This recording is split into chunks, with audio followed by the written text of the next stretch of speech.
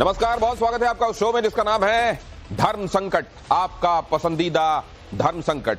वो शो जिसमें ऐसे मुद्दे जिनमें आदमी अपने आप को जीवन से जुड़े हुए मसलों में, जीवन, मजहब, धर्म से जुड़े हुए मामलों में चौराहे पर पाता है, दोराहे पर पाता है। वहां किधर जाना चाहिए, क्या करना चाहिए, बातचीत से, कही हुई बातों से, आज के सामयिक संदर्भों में समझते हुए एक राह चुनने की कोशिश होती है।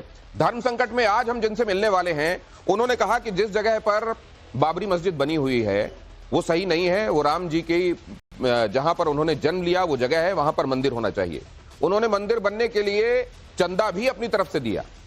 वो ऐसे शख्स हैं जिन्होंने अभी, जब वक्फ को लेकर आप देख रहे हैं आर पार मचा हुआ है, तब भी ये कहा कि वक्फ को लेकर पेट में दर्द उन लोगों के हो रहा है जिन्होंने असल में वक्फ में गड़बड़ियां की हुई हैं, जिन्होंने उससे जुड़ी हुई संपत्तियों को या तो बांटा है या बेचा है। अब उनको लग रहा है कि वो स्क्रूटनी में आ रहे हैं, इसलिए उनको तकलीफ हो रही है। वो साहब जिनसे आज हम मुखातिब होने वाले हैं ऐसे शख्स हैं जिन्होंने ये कहा कि योग तो असल में हमारे धर्म में, मतलब इस्लाम में भी यह बताया गया कि लोगों के फिट रहने के लिए जरूरी है। और अगर अब योग की रहनुमाई हिंदुस्तान कर रहा है, पूरी दुनिया उसको मान रही है, तो हिंदुस्तान के मुसलमानों को उसको मानने में दिक्कत क्या होनी चाहिए। इस तरीके के अनेक मुद्दे जिसमें आप देखते हैं कि एक मुस्लिम चेहरा, वो भी उलेमा फाउंडेशन के राष्ट्रीय अध्यक्ष होते हुए वो चेहरा सामने आता है और ऐसी बातें कहता है जो ऐसा लगता है कि शायद उस तरफ की भीड़ में से अलग एक चेहरा है। वो आज हमारे साथ यहां मौजूद है, मौलाना कोकब मुस्तफा। बहुत स्वागत है आपका धर्म संकट में। आज उनकी कही हुई बातों पर जो विशेष टिप्पणियां, अपने ऑब्जर्वेशंस और सवाल यहां पर रखेंगे मुमताज आलम रिजवी, जो कि धर्म गुरु तो नहीं है लेकिन इस्लामिक जानकार बहुत अच्छे हैं। हमारे साथ अजहरी साहब भी, हाफिज नूर अजहरी जुड़ रहे हैं, जो कि स्टेट प्रेसिडेंट हैं all India Muslim personal law board के, उनके साथ भी चर्चा होगी। हमारे साथ वो जुड़ रहे हैं जो कि पॉलिटिकल एनालिस्ट भी हैं और कभी कभी हम उनको किसी एक पार्टी से जुड़ा हुआ भी देखते हैं। महरुद्दीन रंगरेज साहब शून्य में निहारते हुए क्या सोच रहे हैं उनसे भी हम समझेंगे, लेकिन मेरे फाजिल दोस्त भी यहां पर मौजूद हैं। फाजिल अहमद साहब, बहुत स्वागत है आपका, जो कि आज उनकी टिप्पणियां भी हम देखेंगे कि क्या कहती हैं कोकब मुस्तफा साहब के बारे में। सबसे पहले तो कोकब मुस्तफा साहब, ये जरा मैं आपको सुनाना चाहता हूं, दिखाना चाहता हूं और उसके बाद आपसे कुछ सवाल पूछना चाहता हूं। धर्म संकट में पहले जरा ये प्ले कीजिए और उसके बाद हम चलते हैं कोकब मुस्तफा साहब के पास अपनी बात लेकर। किस बुनियाद पर आप लाकर गैर मुस्लिम को बिठाएंगे? किस बुनियाद पर बिठाएंगे? ये मेरा मजहबी मसला है वक्फ बोर्ड, मगर मोदी बोल रहे नहीं हम बिठाएंगे। मकसद एक ही है कि जायदादों को छीन लिया जाए। हमारी कमेटियों में आकर बैठेंगे। वक्फ जितना बेचा गया है, लूटा गया है, न वो किसी सिख ने लूटा है, न किसी सनातनी ने लूटा है, न किसी आदिवासी ने लूटा है, न किसी दलित ने लूटा है। वक्फ को लूटने वाले भी मुसलमान हैं और वक्फ के बेचने वाले भी मुसलमान हैं, वक्फ के खाने वाले भी मुसलमान हैं। असदुद्दीन ओवैसी तो कह रहे हैं कि वो इसलिए ये व्यवस्था कर रहे हैं कि सिर्फ मुस्लिम नहीं बल्कि दूसरे धर्म के लोग भी वहां नुमाइंदगी कर सकें, क्योंकि वो चाहते हैं कि ये जो संपत्तियां हैं वक्फ की, इसको लूट लिया जाए, खा लिया जाए। और आप तो कह रहे हैं कि कोई और नहीं लूटने आता, मुसलमान ही लूट रहा है। औज़ु बिल्लाहि मिनश शैतानिर रजीम, बिस्मिल्लाहिर रहमानिर रहीम। वक्फ एक्ट जब से बना है तब से लेके आज तक वक्फ करने वाले मुसलमान हैं और वक्फ के चेयरमैन और वक्फ के बोर्ड के मेंबर जो हैं वो भी मुसलमानी हैं। ये दोष तब किसी को दिया जाए कि जब वो वहाँ पे मेंबर हो या अधिकारी हो या बोर्ड का चेयरमैन हो। वक्फ बोर्ड में जो धांधली है वो सारे मुसलमानों की धांधली नहीं है, इसलिए कि अक्सरियत वो है कि जिसका वक्फ बोर्ड की संपत्तियों से लेना देना नहीं है। कुछ मुसलमान हैं जो वहाँ बैठते हैं और जिसे वो जैसे चाहे वैसे इस्तेमाल करते हैं, तो उसमें संशोधन की ज़रूरत है और होना चाहिए। वजह यह है कि 26 जनवरी 1950 को भारत का संविधान जब लागू हुआ है तो कोई ये पहली मर्तबा किसी में संशोधन नहीं हो रहा है। 100 से ज़्यादा मर्तबा भारत के कानून में, आईन में, ला में संशोधन हो चुका है। वक्फ की ज़रूरत इस वजह से है कि मैंने साथ में एक बात ये भी कही थी कि उत्तर प्रदेश में 1,21,000 सुन्नी शिया वक्फ बोर्ड में रजिस्टर्ड वक्फ हैं उनकी इंक्वायरी ये भी कराई जाए कि जो मुतवल्ली हैं वो टैक्स जमा नहीं करते हैं या बोर्ड का चेयरमैन नहीं लेता है। अगर बोर्ड का चेयरमैन उनको सही से उनकी अदायगी करके उस पैसे को जो टैक्स का आता है या जो मस्जिद के लिए है या मदरसे के लिए है या फलाह बहबूद के दूसरे कामों के लिए है, बीमारों के लिए है, वहाँ खर्च हो रहा है या नहीं हो रहा है, इस चीज़ का देखना सरकार का काम है, सरकार को देखना चाहिए।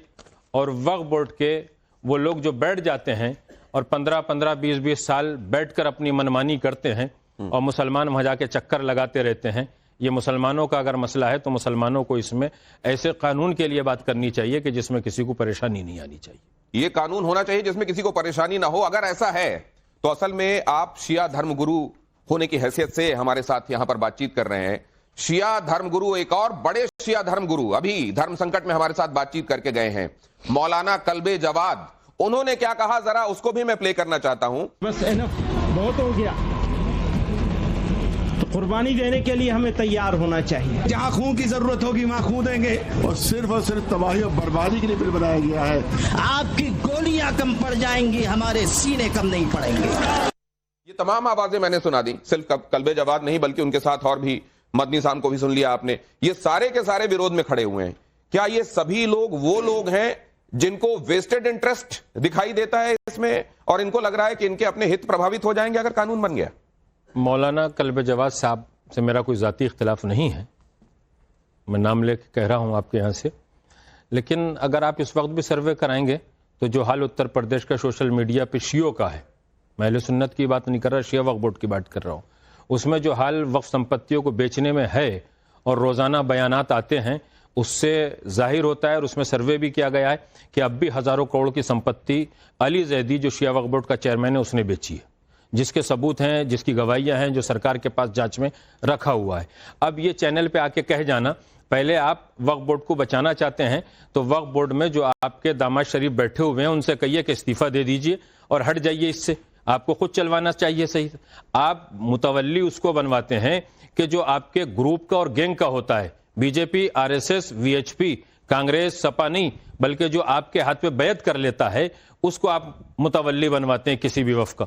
ये आपने अभी तक का लब्बो-लुआब देखा, वक्त को लेकर नजरिए क्या है वो आपने देखा।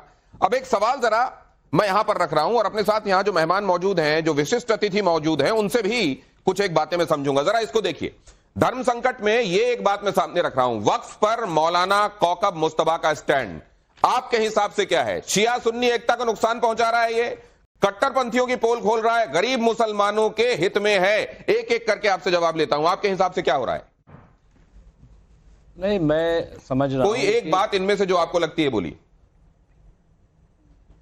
नहीं, इसमें से कुछ नहीं। इसमें से कुछ नहीं। सर आप अजहरी जी, इसमें से कुछ नहीं। आप महरुद्दीन रंगरेज, कुछ नहीं, इसमें से कुछ नहीं। आप देखिए गौतम साहब, तीसरे नंबर पर जो आप बोल रहे हैं कि गरीब मुसलमानों के हित में, मैं इसके संदर्भ में एक बात कहना चाहता हूं। इस देश में जमींदारी उन्मूलन अधिनियम समाप्त हुआ, लेकिन आज भी SC ST OBC के पास जमीन नहीं है, घर बनाने को जमीन नहीं। तो कल वक्फ बिल भी जमींदारी उन्मूलन अधिनियम की तरह वक्फ उन्मूलन कर देंगे तो आपको क्या लगता है कि आप गरीब मुसलमानों को कुछ दे पाएंगे? जब जमींदारी उन्मूलन अधिनियम लगा करके पूरे देश की जमीन आपने ले ली, तब जब SC ST के पास आज घर बनाने को जमीन नहीं है। नहीं तो आप मुझे एक बात का जवाब दीजिए फाजिल साहब, ये तीसरे नंबर पर संपत्तियों के हिसाब से सबसे बड़ी बॉडी है वक्फ, उसके बावजूद पसमानदा मुसलमानों की बात होती है, सच्चर कमेटी की रिपोर्ट आके आईना दिखाती है कि स्थिति क्या है।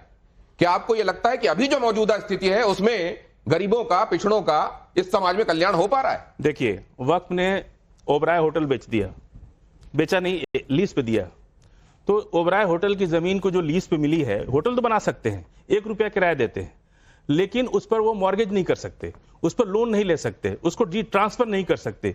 लेकिन इस कानून के आने के बाद उस जमीन को मतलब बेच भी सकते हैं, मॉर्गेज भी कर सकते हैं और लीज पे भी दे सकते हैं, सर ट्रांसफर भी कर सकते हैं। लेकिन अभी तो ये भी हो सकता है कि आप चाहें तो मेरे घर को बता दें कि ये वक्फ की जमीन है, नहीं बता आप ईडन गार्डन को बता दें, एंटीलिया को बता दें, आप राष्ट्रपति भवन को बता दें, आप संसद को बता दें। ये प्रोपेगेंडा है भाई, ये सीधा सीधा प्रोपेगेंडा दिख रहा है। नहीं चलेगा। अच्छा, आपने बता दिया कि आप मेरे हैं। मुमताज भाई, क्या ये हुआ? देश का सवाल है, हमारे साथ हमें चल serious आप बात ही के करनी भाई चाहिए। बोल रहे हैं, बोलने दीजिए। हाँ। हमें सीरियस बात करनी चाहिए। इस बिल में कोई ऐसा प्रावधान नहीं है कि जिनको औने पौने पैसे में जमीन बेची गई उसको वापस कैसे लाएंगे। इस बिल में कोई ऐसा प्रावधान नहीं है। सर अगर ये दावा वो कर दिया होता है, जाए सुन आज कि लीजिए। अमुक जमीन आपकी है, वक्फ ये दावा कर दे, तो उसके ऊपर बर्डन है प्रूफ करने का उस बंदे पर कि आप वो जाके प्रूफ करें कि वो जमीन असल में वक्फ की नहीं उसकी है। नंबर एक। नंबर दो, अगर विवाद होता है तो ट्रिब्यूनल में जाएगा, जो वक्फ का ही ट्रिब्यूनल बिल्कुल सही है। कहा। आपको ये मालूम है ना। आप और बताइए। कोर्ट में जाने का जो रास्ता अगर कहीं है तो बड़ा ब्लीक है, बहुत पेचीदा है, लगभग ना के बराबर है। नहीं, देखिए ये सब मिथ है। ये बात एक मिनट मुजाहिर खराब सर, है ये। एक मिनट सर, जब प्लीज। कोर्ट में एक चीज जा सकती है दूसरी भी जा सकती है। ट्रिब्यूनल क्या होता है? ट्रिब्यूनल में एक मिनट, ट्रिब्यूनल जज होता है, वो एक डिस्ट्रिक्ट जज के लेवल का जज होता है, वो कोर्ट है। आप उसको ट्रिब्यूनल कहने का मतलब ये नहीं कि कोई ब्रांच मैनेजर की बात कर रहे हैं या टीटी कलेक्टर की बात कर रहे हैं, वो एक जज है। वक्फ की संपत्तियां बेची भी जा रही हैं और टैक्स उनसे वसूला भी नहीं जा रहा है और गरीब बच्चों को दिया भी नहीं जा रहा है, न विवाह को। अब ये इनसे मैं एक बात अर्ज कर रहा हूं चारों हजरात से कि वक्फ के समर्थन में ये भी है कि वक्फ अच्छे तरीके से चले, बढ़िया तरीके से चले। लेकिन मेरा कोई इनसे सवाल ये नहीं है कि ये वहां बैठे हुए हैं, ये राय दे सकते हैं इसमें कि कितना टैक्स वक्फ बोर्ड का चेयरमैन वसूल करता है, या ये कभी वक्फ बोर्ड में मेंबर या चेयरमैन या ऑफिसर की शक्ल में रहे, तो इन्होंने उस दौर में क्या देखा है, उस दौर में जब ये रहे हैं तो इन लोगों ने वहां पे क्या देखा है और ये लोग क्या करते हैं। मैंने वो बातें कही हैं जो मेरे तजर्बे में है और मैं देख रहा हूं, आज से नहीं, इस सरकार की बात नहीं कर रहा, 30 साल से वक्फ बोर्ड के हालात को मैं देख रहा हूं जिस तरीके से चलाया जाता है। मतलब आप ये कह रहे हैं कि आप इनसाइड आउट जानते हैं कि वक्फ बोर्ड काम कैसे कर रहा है, कैसे और कर रहा है। इनमें से बहुत सारे लोग ऐसे हैं जो जानते भी नहीं होंगे कि वक्फ में मैंने काम कैसे चल रहा है। एक शब्द और कहा था, 1,21,000 के करीब वक्फ संपत्तियां सुन्नी शिया उत्तर प्रदेश में हैं, जैसे कि सूचना है और इनके पास है। जब इनसे लिस्ट मांगी जाती है तो इन्होंने सरकार को भी लिस्ट नहीं दी है। और ये पूछ लीजिए कि वो जो बेचारे गरीब लोग भी अपनी संपत्ति वक्फ बोर्ड में दान देकर वक्फ बोर्ड को रजिस्टर्ड करा के दे देते हैं ताकि मेरे बाद इससे लोगों का, इंसानों का, इंसानियत का काम चले, मजहब का काम चले। तो जिस आदमी ने नियत की है वाकिफ ने, उसकी नियत के खिलाफ क्यों चलते हैं ये लोग? क्यों चलते हैं ये क्या इससे सहमत हैं आप?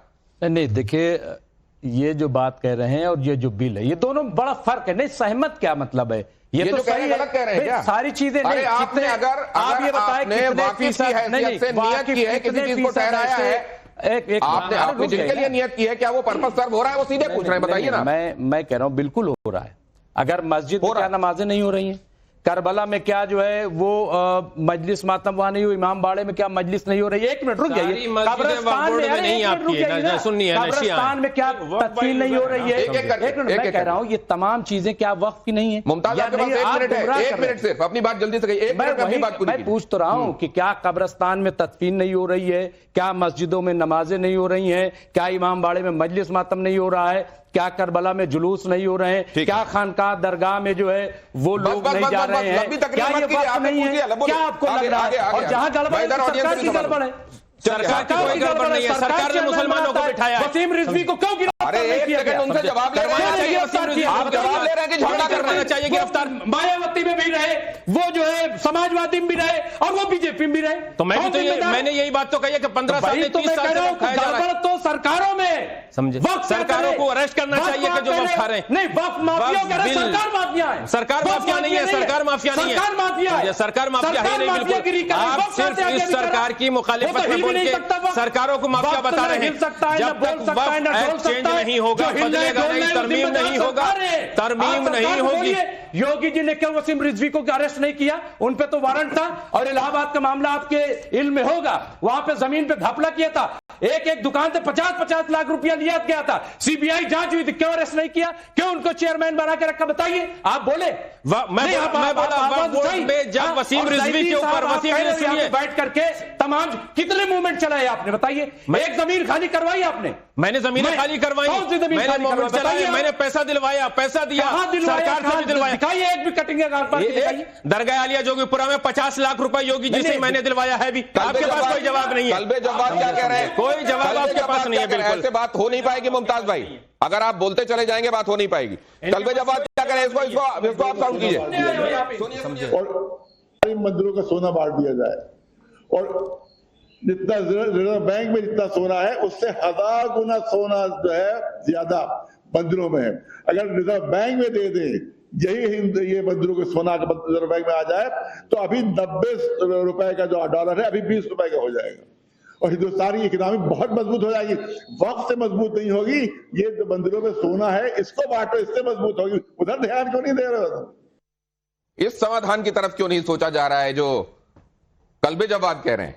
तो महमूद गजनवी का लिबास ओढ़ के डाका डालने ना मंदिरों में, ये डाका डालने वाली बात ये तो डाका डालने ना, डाका डालने वाली दूसरा और डाका डालने वाली तो बात भाई, क्यों ले दूसरे का माल?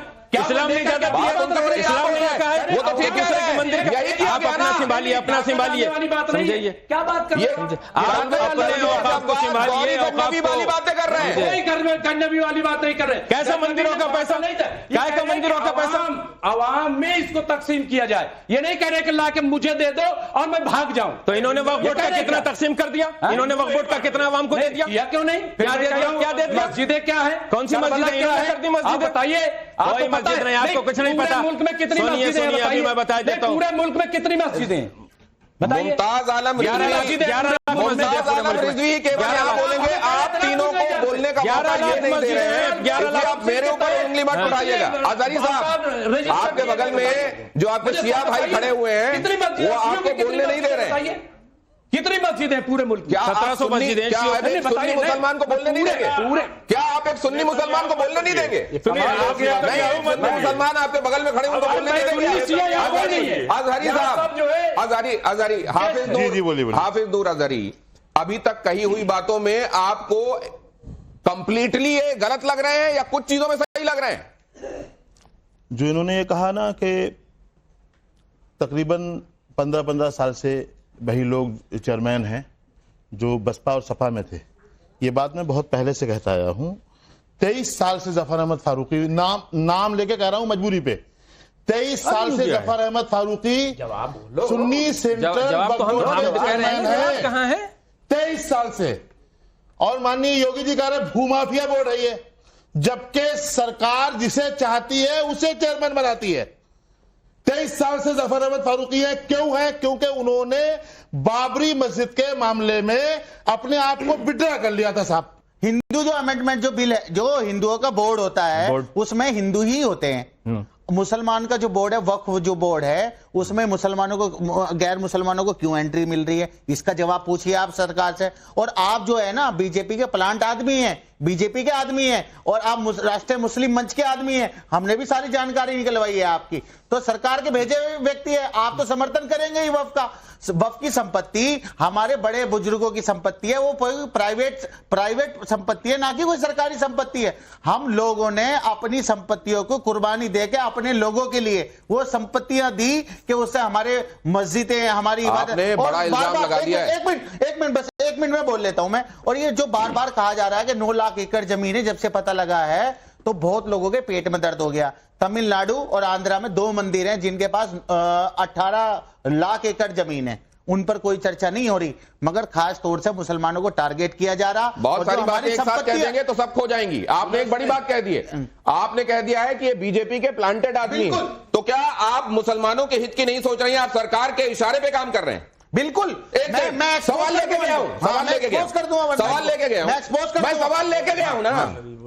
हो चुके हैं। अरे भाई, जो मैं काम कर रहा हूं, मैं खुल के काम कर रहा हूं। बोलिए ना फिर, समझा? मैं खुल के काम कर रहा हूं। बोलिए ना बीजेपी के लिए। हाँ, बीजेपी के लिए काम कर रहा हूं। ठीक है, बात हो गई। आरएसएस के लिए काम कर रहा हूं, भारत के लिए काम कर रहा हूं, राष्ट्रवाद के लिए काम कर रहा हूं, भारत माता के लिए काम कर रहा हूं।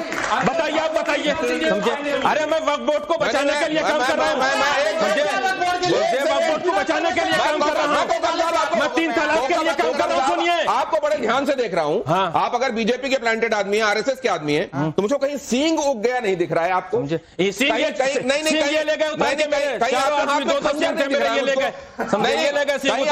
बंदूक नहीं नजर आ रही है मुझे, कहीं किसी को मारने के लिए आमादा नहीं दिख रहे हैं आप। मुसलमानों के सौदा कर रहे हैं। नहीं, औरंगजेब का दरबारी होना चाहिए क्या? आप सुनिए, औरंगजेब का दरबारी होना चाहिए, किसका दरबारी होना चाहिए?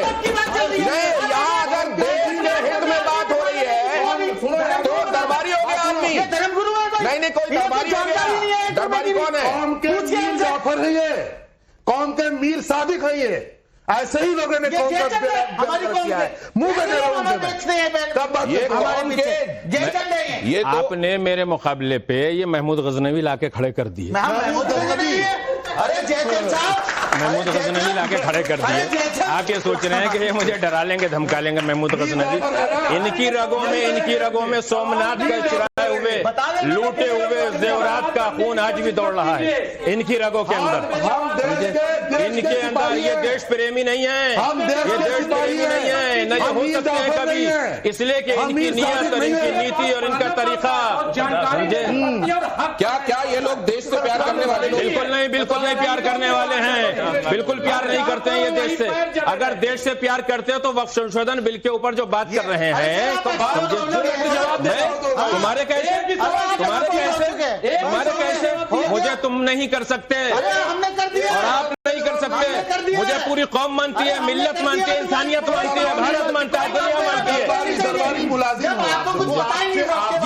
आप लोग क्या इस देश को लूटने वालों के साथ? कौन मानता है भाई? तुम्हें कौन मानता है? कोई नहीं मानता तुम्हें यार, समझे? क्या दरवाजों पे लिए फिरते हो करके किताब? क्या आप मानते नहीं है? क्या आप इस देश को लूटने वाले बांटने वालों के साथ खड़े हुए हैं? क्या आपको राष्ट्रभक्त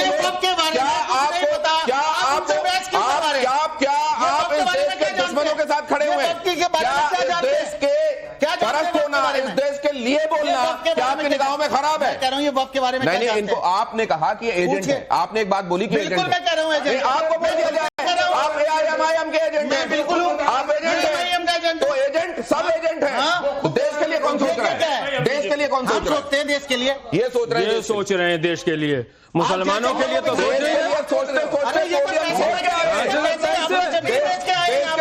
सोचते पोडियम छोड़ के आ गए। अरे भाई देश के लिए सोचते सोचते 4 कदम आ गए, यहाँ तक आ गए। आइए देश के लिए सोचते, आइए इधर आइए।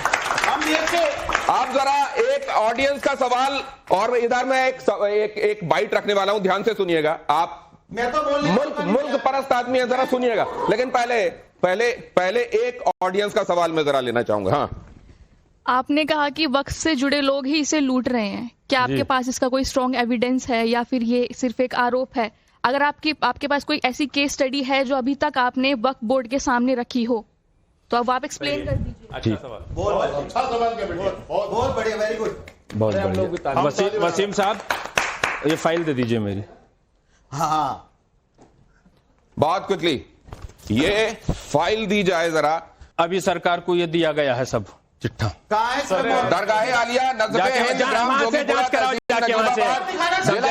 वर्तमान दरगाह प्रशासन द्वारा गुंडागर्दी, लूटमार तथा सरकार से। अरे मोहर कहाँ है इसमें? ये लीजिए। कहाँ पे मोहर? मोहर भी लगी हुई है। कहाँ पे मोहर? ये क्या है? कैसी बातें कर रहे हो? ये क्या है? सिग्नेचर है।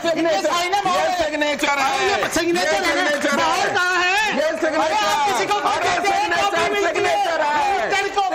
है इसमें, सिग्नेचर। ये देखो सिग्नेचर, ये देखो। अगर ये सुनिए, अगर ये किरण रिजिजू जी के पास नहीं हो और उनके कार्यालय में, किसके पास? किरण रिजिजू जी अल्पसंख्यक में। अरे मोहर की बात छोड़ो यार, समझे बेफायदा वाली। मैंने खुद दिया था, ये तो झूठे आदमी है बिल्कुल। ये लेटर FIR की बनाया। देखिए, अरे हम कह रहे हैं आपकी बात मान लेते, कार्रवाई हुई कार्रवाई हो रही है। कहाँ, किसके खिलाफ कार्रवाई? कितने लोग अरेस्ट हुए? बता दीजिए कि क्या कितने अरेस्ट हुए? वो कह रहे हैं अमेंडमेंट किस लिए हो रहा है? ये इसीलिए हो रहा है क्योंकि कार्रवाई हो रही है। चेंज करके चले गए और वहां पे अपना घूम रहे हैं। जैदी साहब देखिए सारे सबूतों के साथ ये बात सारे सबूतों के साथ। मेहरुद्दीन अंग्रेज साहब ये बताओ, इससे बड़ी कार्रवाई आपको क्या चाहिए? कार्रवाई आप होने नहीं दे रहे हो, उधर जाके विरोध में खड़े हो जाते हो जंतर मंतर में। दिनेश भाई, अगर ये वक्फ बिल,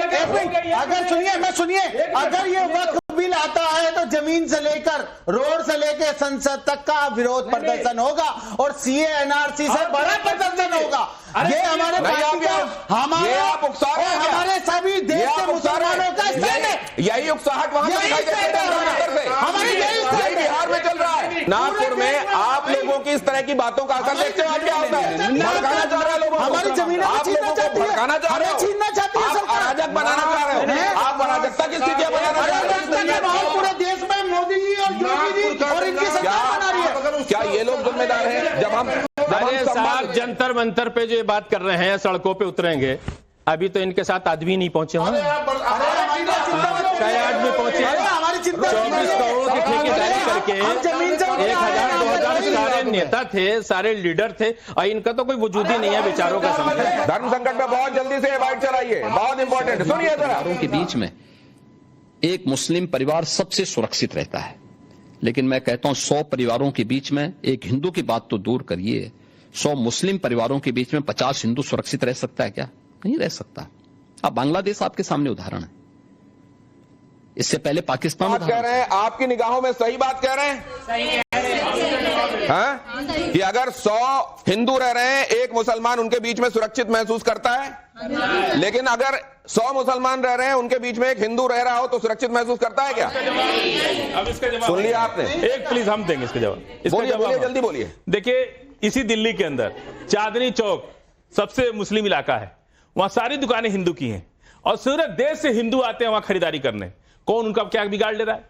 जबकि बाकी जहां हिंदू के इलाके में तो रोज लड़कियों को बलात्कार, सारी दुकानें वहां अगर हिंदू की हैं जी, अगर वहां मुसलमान की दुकान मिल जाएगी तो आप क्या हारेंगे? बोलिए। नहीं, मुसलमान की भी है, लेकिन मेजॉरिटी हिंदू की है। नहीं तो फिर मेजॉरिटी नहीं, देखिए ये जो बात है, अब ये सुन लीजिए, अच्छी बात दिल्ली के किसी इलाके का नाम ले लीजिए कि वहां हिंदू का घर है, ऐसा नहीं, बहुत शाहीन बाग में कितने हिंदू रहते हैं मालूम है? 370 हटेगी तो वो कंधे उखाड़ दिए जाएंगे, अलग कर दिया जाएंगे शरीर से, खून की नदियां बह जाएंगी। CAA NRC आ गया तो इस देश में ये कौन से लोग हैं? और फिर जब ये बात कही जाती है आपको बुरे लगती है? नहीं, कौन से कहा कही? आप इसी दुनिया में रहते हैं क्या? मंगल रहते हैं? कहा बताइए, बस एक दिया जाएगा। देखिए, ये मिसाल देता हूं मोहब्बत की, जो अभी तक किसी ने नहीं दी। मैं जहां रहता हूं सारे मेरे हिंदू भाई रहते हैं और मैं अकेला मुसलमान रहता हूं, बड़ी मोहब्बत से रहता हूं। मगर मेरा जो दूसरा भाई है वहां सारे हिंदू हैं और मेरा भाई अकेला मुसलमान है, वहां भी खुश है, और जहां हिंदू है मुसलमान है वहां भी सब खुश है। पता, ये जो सरकार है, ये सरकार हमें जो है ना एक्सपोज करने का काम करती है, ये सरकार हमें बांटने का काम करती है, ये सरकार हमारे में आपस में विभाजन का काम करती है। अगर कोई खुशहाल नहीं है, इसकी भी जिम्मेदारी इनकी है। कांग्रेस के समय कितने दंगे हुए, संविधान होने के और बीजेपी के समय कितने उसका रिकॉर्ड देखा है ना? मेहरुद्दीन रंगरेज, हम तो कांग्रेस को कंडेम कर रहे हैं, उसके बाद आप ये बातें कर रहे हैं तकसीम करने वाली, और वो असदुद्दीन ओवैसी कहते हैं वो जोड़ने वाली बातें कहते हैं। बिल्कुल, वो लोगों को जोड़ने वाली बातें करते हैं। एक बताइए आप, अच्छा सुनिए, एक मिनट रुक जाइए, बताइए बैरिस्टर साहब ने क्या चीज आज तक तोड़ने की बात करी, एक बार बताइए। आप कभी गए हैं क्या वहां? तेलंगाना गए हैं? मैं गया, उनके अस्पताल में गए हैं? बिल्कुल गया हूं। एक हिंदू को वहां, एक सेकंड, हिंदू को वहां जाने पे जो फीस देनी पड़ती है और एक मुस्लिम को वहां जाने पे जो फीस देनी पड़ती है जैसी है, सबका एक सेम। जाइए देख के आइए, 5000 बच्चे मेडिकल MBBS बने हमारे वहां के। एक पेन है क्या किसी के पास? गलत बात करते हो। ये जरा दीजिए, ये कौकब साहब, ये दो चीजें आपके सामने, इसको जरा फोकस कीजिए। ये पत्थर है, इसको जरा क्लोज कीजिए। ये पत्थर है और ये है कलम। अगर आपको किसी चीज से नाएतबारी है, विरोध है, तो ये उठाना चाहिए कि ये उठाना चाहिए? मेरा इस्लाम, मेरी इंसानियत कहती है कि इसको उठाना है। मैं भी जवाब हम देंगे। तो ये विरोध का कौन सा तरीका वाजिब है, ये कोकम मुस्तफा साहब ने बता दिया। इसका जवाब हम लोग हैं जो इसको कई जगह मस्जिदों के ऊपर जमा करके रखते हैं, घरों में जमा करके रखते हैं, सड़कों पर आ जाते हैं। जो लोग कहते हैं हम सड़कों पर उतर आएंगे, तुम्हारा ये नहीं पता चल रहा है कि किसके प्रवक्ता और कहां के प्रवक्ता हो। मुझे ये बता रहे हो कि मेरा होशो-हवास नहीं है, तो फिर देखना, इसका अंजाम देखना।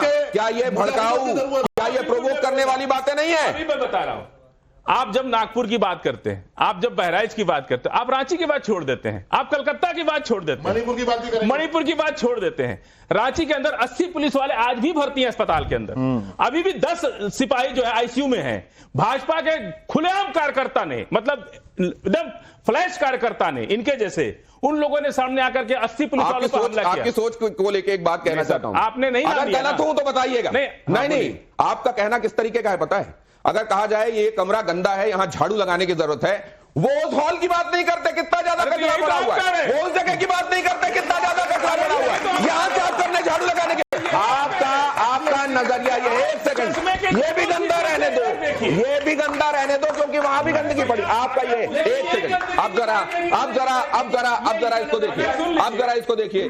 मुसलमानों का बेस्ट फ्रेंड आपके हिसाब से कोकम मुस्तफा कौन है? असदुद्दीन ओवैसी, नरेंद्र मोदी, राहुल गांधी, अखिलेश यादव, या असदुद्दीन बैरिस्टर साहब? अभी ईदी बात नरेंद्र मोदी सौगाते मोदी आ रहा है। अब इस वक्त सौगाते मोदी आ रहा है भाई। अभी तो अब ये सब हटाओ। अभी मोदी जी की तस्वीर लगाओ यहाँ पे। कौकब साहब तो ये नजर नहीं आएगा, मुझे तो वो नजर आ रहा है कि मैं देख रहा हूँ। सौगाते मोदी जी सौगाते मोदी। आप तो कह रहे थे अभी अवैसी जी। हम तो बैरिस्टर असदुद्दीन ओवैसी सौगाते मोदी। आपके मोदी जी है ना? हाँ मेरे मोदी जी यही तो जा रहे थे। लेकिन आपने भी तो मोदी मेरे तो मोदी है जी हैं। आपके कहूंगा मोदी जी है पे आ गई। मेरे प्रधानमंत्री मोदी जी हैं। मैं कहूंगा कुछ दिनों में आप पार्टी बदलने वाले हैं क्या? आप जरा अपना दिखाइए। ये अगर जो हमारे नेता है असदुद्दीन ओवैसी, राहुल गांधी असल में तो इसमें चाहेंगे अभी कि तेजस्वी की हमारे यहां वाली पार्टी का भी चेहरा लग जाए, लेकिन आपके हिसाब से देश को सिस्टमेटाइज करना, रिफॉर्म्स करना, सुधार करना, और अभी तो अमित शाह भी ये कह चुके हैं कि सुधार करना हम ही को लगता है करना पड़ेगा, 15-20 साल और किसी के पास मौका नहीं है। अगला सवाल मैं आप लोगों के बीच में से लेना चाहता हूं, यहां की हकीकत और बाकी बातें तो आप देख रहे हैं, कौन अगला सवाल पूछना चाहता है? बहुत जल्दी बोलिए। मेरा सवाल उनसे है, हाँ। अगर आपको लगता है कि वक्फ बोर्ड में इतनी लूट मची हुई है तो आपने इसकी शिकायत तो की होगी, अगर नहीं की है तो क्यों? वो तो बता रहे हैं कि पूरी फाइल लेके बैठे हुए हैं और शिकायत कर चुके हैं। अगला सवाल कोई और? शिकायत है, समझे सारी कार्रवाई हो रही है। अरे भाई कार्रवाई हो रही है। ज्यादा मेरा सवाल जब भी तो तरमीम की जरूरत है, जब भी तरमीम की जरूरत है, तरमीम की जब भी जरूरत है। रिसीविंग कॉपी कहाँ है? रिसीविंग कॉपी है, यही है रिसीविंग कॉपी। तुम्हारे कहने से रिसीविंग कॉपी नहीं मिलेगी, समझे? रिसीविंग कॉपी तो असदुद्दीन अवैसी। अरे भाई रिसीविंग कॉपी जो है असदुद्दीन अवैसी साहब को मैंने भेज दी थी। वो ये कह रहे हैं कि अगर आप शिकायत कर रहे हैं, आपकी शिकायत की सुनवाई हो रही है, कार्रवाई हो रही है, तो अमेंडमेंट काहे के लिए चाहिए आपको? अमेंडमेंट इस वजह से चाहिए है कि शिया वक्फ बोर्ड हो या सुन्नी वक्फ बोर्ड, चेयरमैन के सामने, ट्रिब्यूनल के सामने ये कहते हैं कि कहीं जाना और अदालत का सुनना सब कुछ इसमें रिला देते हैं, फिर ये जमीनें बेच लेते हैं। इसी वजह से जब तरमीमी बिल होके आएगा संशोधन, तो इनको परेशानी ये है कि इनके जो वक्फ बेचे हुए हैं वो निकल के आएंगे तो इन्हें परेशानी होगी। ठीक है, अब ये जल्दी से आपसे मेहरुद्दीन रंगरेज। सवाल रंगरेज जी से है। सर आप जिस तरीके से वो जमाइया ले रहे हैं, हाँ, उससे पहले ज्यादा उत्सुक दिखाई दे रहे थे, आगे बढ़ रहे थे। मैं ये जानना चाह रहा हूँ, जब कुंभ होता है या ऐसी चीजें होती हैं तभी क्यों ऐसे बयान आते हैं कि वहां की जमीन भी वक्फ की है, राष्ट्रपति भवन वक्फ का है? मतलब इससे पहले भी आ सकते थे। आपने अपना घर चेक कर लिया है? देखना पड़ेगा सर। हाँ? वक्फ का तो नहीं है? पता नहीं सर। हाँ, ये बयान क्यों आते हैं? देखिए दिनेश भाई, बिल्कुल इन्होंने जायज सवाल पूछा। जिन्होंने वसीम जो रिजवी हैं, जिन्होंने ये सवाल किया था कि जो वहां की जगह है वो वक्फ की जमीन है, वो भी इन्हीं की तरह बीजेपी के ही आदमी हैं। किसी आम मुसलमान ने, वहां के वक्फ बोर्ड ने, वहां के किसी भी अधिकारी ने ऐसी बात नहीं कही। अरे बरेलवी साहब का बयान था ये, जो प्लांट होकर इस तरीके की बातें करते हैं। जो हमारी गंगा जमनी तहजीब है, जो हिंदू मुसलमान सिख ईसाई की एक एकता है, उसको तोड़ने का काम ऐसे जो जयचंद है, जो बीजेपी के, जो हर तरीके के इस तरीके का प्रोपेगेंडा लाकर हमारे आपस में जो है जो दूरियां हैं उनको बहुत नहीं। वैसे मेहरुद्दीन रंगरेज, अगर आप ये मानते हैं कि बीजेपी के शासनकाल में दंगे होने कम हो गए हैं, कम्युनल दंगे कांग्रेस के समय ज्यादा होते थे, अभी आपने मानी है बात, दंगे फिर आप कहते हैं कि एकता तोड़ने की। अरे भाई साहब, जहां सब मिलजुल के रह रहे होते हैं वहीं दंगे कम होते हैं। अरे बताइए, वहीं पर दंगे कम होते हैं। और अगर आप ये बात मानते हैं तो अब तो सरकार बेहतर काम कर रही है ना। दिनेश भाई एक सवाल पूछ लेता हूं मैं। जब भगदड़ हुई, भाई साहब आपके लिए है, जब वहां पर भगदड़ हुई, मुसलमानों ने अपनी मस्जिदें खोली, अपना दिल खोला, वहां पर उनकी सेवा करी या नहीं करी? बताओ। और मुसलमानों को जाने के लिए मना करा गया कि उसमें जो है कुंभ में नहीं जाने देंगे। ये गलत बात थी या नहीं थी? मुसलमान हो, हिंदू हो, सिख हो, ईसाई हो, इस देश का हर एक नागरिक हर कहीं जा सकता है। भोपाल में अभी जब ये कहा गया कि किसी भी हिंदू से सामान मत खरीदना, भले ही तुम्हारा दोस्त हो, इन्होंने खोली मस्जिद, हमने स्कूल खोला, हमने मदरसा खोला, इन्होंने नहीं खोला, इन्होंने कुछ नहीं खोला है। कितनी वो मस्जिद और यादगार हुसैनी इंटर कॉलेज वो हमारा, इनका नहीं है। यही प्रोपेगेंडा करते हैं गलत। इनका नहीं था, इनका नहीं था। अरे हजारी साहब है मेरे पास बताने को। हजारी साहब एक बात बताने के लिए, सौहार्द फैलाने वाली बातें फाजिल साहब, रंगरेज साहब, हाफिज नूर साहब, मुमताज साहब, कितनी सौहार्द। जो लोग भी भारत में पर्सनल चॉइस का संविधान है, फंडामेंटल राइट्स है हमारा। एकता कि अगर अखंडता हम पर्दा करना आप पहन के आए हैं ना, हम तो नहीं पहन के आए हैं। नहीं पहन के। आप गाउन पहन के आए हैं ना, आप साफा बांध के आए हैं। मैं अपनी बात मैं कह तो दूं नहीं ना, आया हूं। मैं अपनी बात नहीं, हम करेक्ट करें क्योंकि आपको साइंस की एग्जीबिशन की बात चल रही है, पर्सनल चॉइस की बात नहीं चल रही है। चॉइस में हम कर सकते हैं। आप पढ़े लिखे व्यक्ति हैं फाजिल लगा साहब, सकते हैं। आप फाजिल साहब पढ़े लिखे व्यक्ति हैं। साइंस एग्जीबिशन में साइंस एग्जीबिशन में जाके ये बातें की जा सकती है। फंडामेंटल राइट्स पर आप सवाल ये फंडामेंटल राइट है कि साइंस के एग्जीबिशन में जाके ये बातें ये कीजिए। बच्चे का अलग अलग ड्रेस पहन के आए। ये साइंस के एग्जीबिशन में ये बातें जाए, साइंस की एग्जीबिशन में ये फंडामेंटल राइट के तहत किया जा सकता है। किया जा सकता है क्या? हाथ उठाइए। नहीं किया जा सकता, हाथ उठाइए। ये है फंडामेंटल चॉइस, ये है फंडामेंटल चॉइस। अलग अलग ड्रेस है कि नहीं इनका? आप सुन लीजिए, देखिए क्या मालूम है बताइए। मालूम है भाई, आपने मुझे बोलने नहीं दिया। पता है जो आप लोग तय आपने कर लिया। साइंस एग्जीबिशन में इस तरह की बातें आपके हिसाब से फंडामेंटल जिसने करवाया, ये फंडामेंटल चॉइस है। जिसने करवाया है, ऑर्गेनाइज करवाया, उसका नाम ले आइए। वो कौन था जिसने करवाया? यही तो हम कह रहे हैं। कौन है भर रहा है दिमाग में ये साहब? कौन सा परमिशन दिया? कौन है जो दिमाग में भर रहा है ये साहब? मौलाना साहब है। तो क्या कुरान की रोशनी में आप बताइए, क्या जो बच्ची पर्दे के सिलसिले में कह रही, एक मिनट, क्या वो जायज है कि नहीं? एक मिनट बताइए। मैं कुरान लेकर के बैठा हूँ पर्दे, मैं अभी बताता हूँ। अरे चुप तो जाइए, पहले उन्हें कहने दीजिए। हाँ, वो तो पसंद है आपके। भारतीय जनता पार्टी हमारे देश की पार्टी है। इनके सवाल का जवाब नहीं। हमको कोई दिक्कत मेरे नहीं पास कि तो बीजेपी तुम्हारे का काम सवालों के करे। सारे जवाब हैं। चुप रहिए, चुप रहिए। आपके बगल में खड़े हैं। एक बार फिर से दोहराइए, आपने क्या कहा? दोहराइए। बहुत देर से हम बोलना चाहते हैं, आप नहीं। क्या? भारत की पार्टी है भारतीय जनता पार्टी। कोई मुसलमान जाके उसमें रह सकता है, लेकिन एक सवाल है कि जब बिल्किस बानो के कातिलों को, उनके बलात्कारियों को छोड़ा जाता है तो भी इनको बोलना चाहिए, पार्टी में आवाज उठाना चाहिए। हमारा ये कहने का मतलब नहीं तो जिनके संदर्भ में आप बात कर रहे हैं, बल्कि जिनकी तरफ से कह रहे हैं, आपको मालूम है कन्हैया के मर्डर के समय भी उनको सामने आके बातें कहनी चाहिए। रहेगा कि समय बोलना चाहिए, कहनी चाहिए थी उनको बातें। सुन आप बातें वही आप ही का गाना कि ये कमरा गंदा है उसको साफ करो वाले। नहीं लिख रहा था। लेकिन कोकम मुस्तफा आपका बहुत धन्यवाद।